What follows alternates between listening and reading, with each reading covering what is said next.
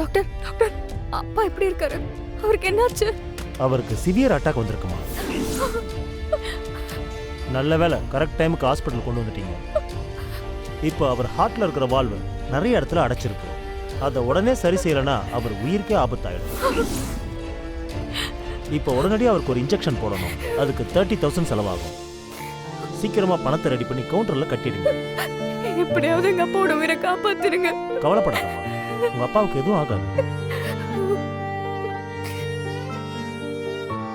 அக்கா, என்னக்கா பண்றது தெரியல. இந்த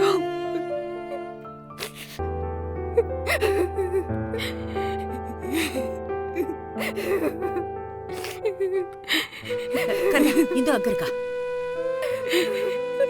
இந்தோ என்னாச்சு? இதோ அப்பாக்கு என்னாச்சு?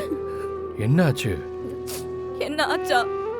நேத்து நைட்டு போதையில உங்க அண்ணன் ரொம்ப நல்லவரு, கோவம் இருக்கிற இடத்துலதான் குணம் இருக்கும்னு சொல்லி சர்டிபிகேட் கொடுத்தல.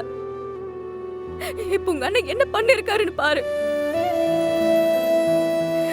அவரால எங்க அப்பா இப்ப உயிருக்கு போராடிட்டு இருக்காரு.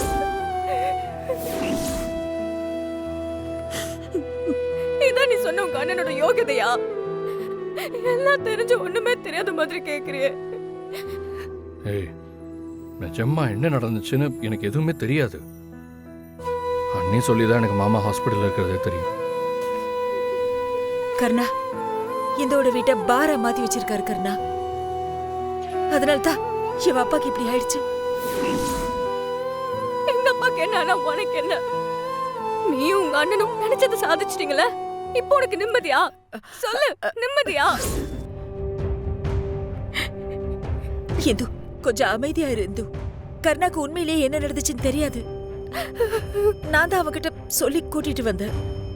சரி, அப்பாக்கு என்னாச்சு? டாக்டர் என்ன சொல்றாங்க அத முதல்ல சொல்லு. அப்பாவுக்கு சிவியர் அட்டாக் வந்திருக்குன்னு சொல்றாங்க.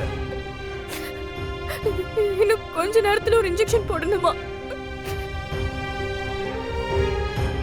அதுக்கு 30,000 ரூபாய் பணம் கட்ட சொல்றாங்க. எனக்கு என்ன பண்றதுன்னு தெரியலக்கா.